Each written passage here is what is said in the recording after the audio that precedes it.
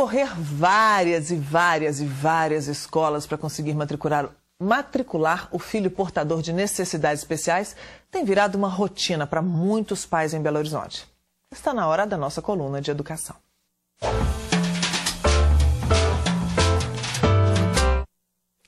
O direito à educação para portadores de necessidades especiais é garantido por lei, já em vigor no Brasil. Mas muitas instituições de ensino ainda dificultam e até recusam alunos com deficiência. Segundo o Sindicato das Escolas Particulares, não há recusa por parte das instituições, mas sim uma cobrança de adicionais para contratações de pessoal especializado. Já o Estado e a Prefeitura de Belo Horizonte garantem que não recusam matrículas, mas há relatos de que elas também dificultam a entrada de alunos especiais. Vamos conversar sobre isso com o professor e consultor educacional, Marco Silva. Tudo bem, Marco? Tudo bem, Angélica? Boa tarde aos nossos amigos. Aliás, Angélica, eu acho que tem que dizer boa tarde, boa noite, bom dia, que as nossas reprises também são muito assistidas, né? Muito assistidas, graças a Deus. Então Sim. A gente tem que ter esse respeito também, né? Olá, bom dia, boa tarde, boa noite. Marco, esse assunto que nós estamos discutindo, inclusive nem era, né, assim, o nosso roteiro dessa, né, da sua coluna aqui para hoje. Mas ontem o jornal O Tempo, né, divulgou aí uma denúncia, que foi exatamente essa denúncia de que as escolas não estão aceitando matrículas de estudantes com deficiência. Então, optamos por mudar nossa pauta hoje, justamente para a gente discutir esse assunto que está em voga agora, que está sendo muito discutido. Existe isso mesmo? Como é que está essa realidade no mercado aí? Pois é, Angélica, a gente às vezes tem avanços muito interessantes, né, nos últimos anos em educação e inclusão social pelo mundo afora e pelo Brasil. E esses processos nem sempre são lineares, né? A gente nem sempre tem um avanço em todos os aspectos. A gente percebe que, às vezes, existem campos que têm que percorrer avanços ainda e melhorar. No caso dessa certa exclusão ou dessa dificuldade que os pais encontram para entrar nas escolas regulares, sobretudo particulares, isso não é um fato recente, isso já é algo mais antigo, os jornais de grande circulação têm mostrado isso, muitas associações de pais têm falado isso há mais tempo, isso vem acontecendo há mais tempo e não só no nosso estado. Isso tem acontecido em alguns estados como São Paulo, Brasília, nós temos visto isso acontecer, Rio de Janeiro e alguns outros locais que talvez a imprensa ainda não tenha colocado. Mas esse fato é um fato que é recorrente, que não é recente, né? E que a gente tem que estar sempre discutindo, e acho que a nossa responsabilidade aqui hoje de estar colocando essa questão é para ajudar que a gente reflita e avance nessas perspectivas, né? Sim. Qual que é o caminho viável, então, para a educação desses alunos, tanto em escola particular, em escola pública? Olha, existe hoje 3 posições, a grosso modo, sobre a questão da inclusão das pessoas com necessidades especiais na escola. Existe um grupo hoje, e eu estou falando a grosso modo para facilitar o nosso raciocínio, existe um grupo hoje que é mais radical, né, de psicólogos, de psicopedagogos, de educadores, de psiquiatras, que defende, de um modo geral, que as crianças, em qualquer condição, que tenham necessidades especiais, frequentem exclusivamente a escola regular. Esse grupo chega a colocar que qualquer outra forma de escolarização que não seja a escola regular, onde as ditas crianças normais frequentam, seria um ato discriminatório. Esse é um grupo muito forte hoje no Brasil, em grande parte da América Latina, e que é um grupo que faz a sua defesa com fundamentações muito bem organizadas, bem sistemáticas, e que tem ganhado muito espaço. Existe um outro grupo ligado até, sobretudo, às APAES, a outros órgãos de instituições que cuidam de portadores de necessidades especiais, que colocam que ainda é necessário que a gente tenha as escolas especiais, porque a escola regular ainda não dá conta, com seu currículo, com sua organização, de atender esses portadores de necessidades especiais, sobretudo aqueles, Angélica, que têm um nível de comprometimento maior no plano cognitivo. Então, esse grupo defende a manutenção das escolas especiais e um certo cuidado dessas crianças e desses adolescentes dentro da escola especial. E existe um terceiro grupo, que é um grupo, talvez é um grupo menos expressivo do ponto de vista dos seus defensores, mas extremamente fundamentado, que coloca que é possível, necessário e até viável a manutenção dos 2 modelos de escola. Tanto a escola regular e a escola chamada especial. Para esse grupo, o que vai determinar se a criança deve frequentar uma ou outra escola é uma avaliação multidisciplinar, né, feita por educadores, psicólogos, psiquiatras, psicopedagogos, sobre a realidade de cada criança. Em alguns casos, essa criança pode frequentar a escola regular com um acompanhamento especializado. Em outros casos, ela vai frequentar a escola especial, dado o nível de comprometimento cognitivo que ela tenha, e em alguns casos ela pode frequentar simultaneamente as duas instituições. Então, para esse terceiro grupo, não existe incompatibilidade na manutenção dos dois modelos escolares. De qualquer forma, o que é colocado hoje é que, em qualquer modalidade de ensino, escola regular ou escola especial, a educação tem que ser inclusiva. O que quer dizer isso? Essa criança tem que ser educada para conviver com o mundo, para compreender o mundo que ela vive, para se relacionar com as pessoas fora do espaço escolar, em todos os ambientes. E aí eu já faço um parênteses também. Não só essa criança especial precisa aprender, mas uma criança normal também precisa aprender a conviver com as diferenças. Porque se você pega numa escola onde todos os alunos são iguais, é uma escola homogênea, ela não consegue entender essa diversidade que nós temos. Aceitar o outro, né? Aceitar as diferenças. A gente fala hoje muito da tolerância no mundo que nós vivemos. Talvez a gente fale muito dessa tolerância porque o mundo é muito intolerante ainda. As pessoas têm que aprender, eu acho que as crianças, os adultos, têm que aprender a conviver com o outro, com o diferente. O famoso bullying que hoje é discutido nas escolas, ele é exatamente isso, né? Quer dizer, a expressão da não aceitação daquele que é diferente de mim, né? Como se o ser diferente de mim signifique ser inferior, ser alguém que não é tão significativo Sim. quanto eu no mundo. Sim. Eu, assim, sem a gente, né, assim, sermos tendenciosos em qual desses grupos aí que é o melhor, mas essa última opção que você deu aí, de que haja uma avaliação, é uma saída legal para não ter, né, assim, desesperos e angústias, né, para todos os lados. Mas por que também não uma solução? Porque o que a gente vê muito também que se diz muito por aí, que os professores, os educadores não estão preparados e as escolas também não estão preparadas para receber esses alunos numa escola regular. Mas e se houver uma mistura aí desses profissionais que trabalham em APAES, por exemplo? Se eles forem incorporados a uma escola regular, por exemplo, então isso já torna também a escola capacitada para receber esses alunos. Sim. Então, acho que a gente podia dividir em dois campos, né? A escola enquanto instituição, as escolas têm, de certa maneira, caminhado para a inclusão. Eu vou dar um exemplo, eu não gosto muito de exemplos pessoais, mas eu vou citar um exemplo, Angélica. Há menos de 20 anos eu dirigi uma escola pública aqui em Belo Horizonte e o acesso para portadores de deficiência, ele não existia na escola praticamente. Quando nós resolvemos colocar rampa na escola e remodelar o projeto arquitetônico, foi muito difícil, porque a gente tinha que justificar quantos deficientes existiam, que era importante aquele tipo de modelo. Quer dizer, houve todo um processo de convencimento para usar o dinheiro público para fazer esse tipo de processo. De uns anos para cá, isso avançou muito. Hoje não é nem necessário justificar. Todas as novas obras, elas já vêm com rampas, elas já incorporam pessoas que têm dificuldade de mobilidade. Então, houve um avanço. Houve também um avanço na aceitação. Mesmo que a gente possa ter algum problema em escola pública, as pessoas hoje conseguem se matricular com certa facilidade, independente até do tipo de deficiência que elas possuam nas escolas públicas, né? Sim, mas o que eu escuto por relatos de amigos, pessoas conhecidas ou pessoas que chegam até mim com relação a esse assunto, é que é mais fácil a aceitação na escola pública, justamente porque tem que cumprir a lei, do que nas escolas particulares. Sim. Então, por exemplo, as UMEIs atendem essas crianças, tem profissional específico lá que toma conta dessas crianças, né, que fica com tratamento mais individualizado. O que não acontece numa escola pública, que pelo que eu até disse no escola privada.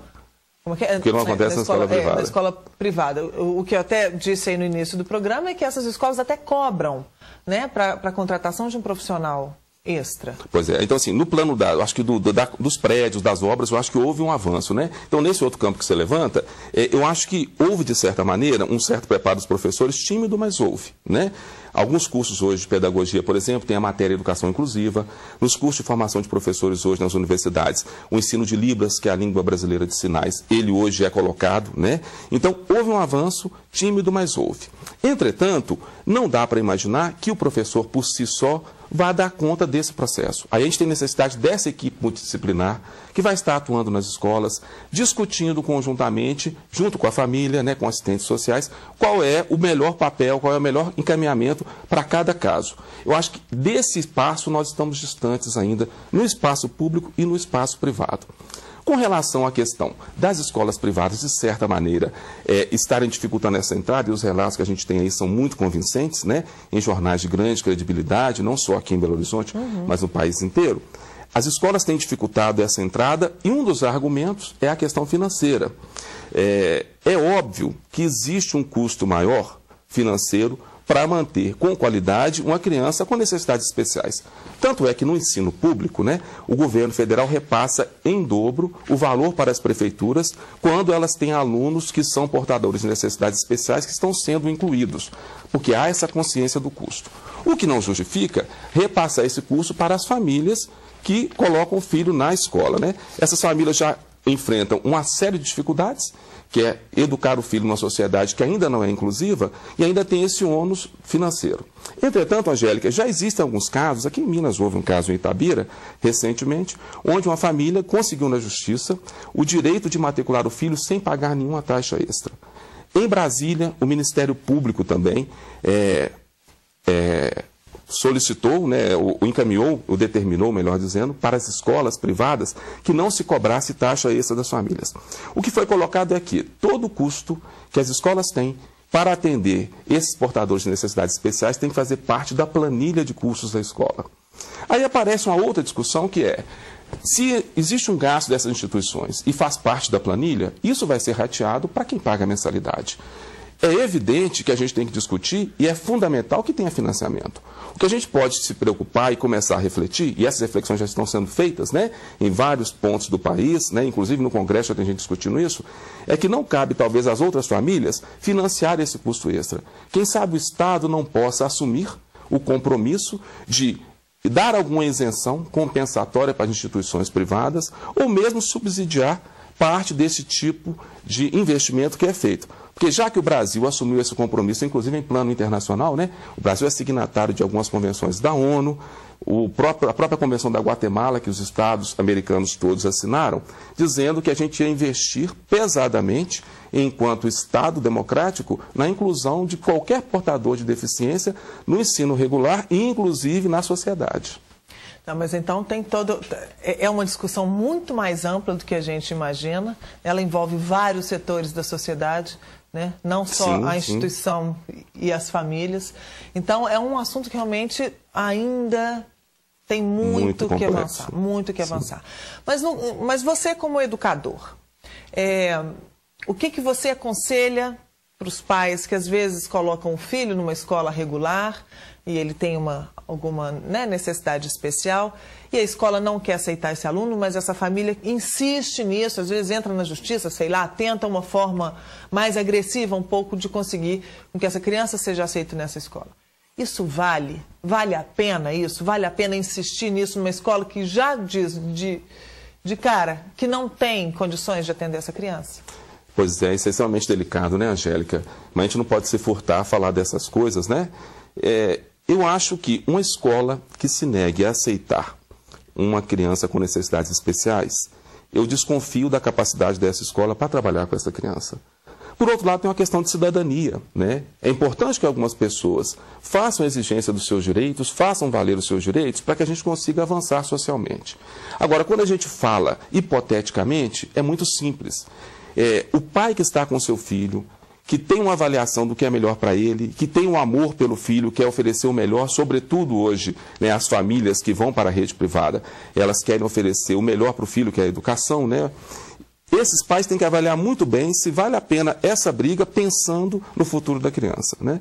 Eu acho que é uma situação difícil, que tem que ter muita sensibilidade, mas as pessoas também não podem deixar de lutar pelos seus direitos. Sim. Se vai tirar o filho da escola, talvez a situação não pode ficar uma situação coberta, talvez é interessante reclamar, levar ao conselho tutelar, levar ao conhecimento do Ministério Público, né? Mas pensar em resguardar a criança, né, no tipo de educação que está se querendo dar para ela. Sim, mas é um desgaste emocional para a família, é um desgaste físico, mental, financeiro, de todas as formas, é um desgaste para essas famílias terem que ficar batendo de porta em porta. Isso dói, né? Como pai e mãe a gente sabe disso, que isso dói.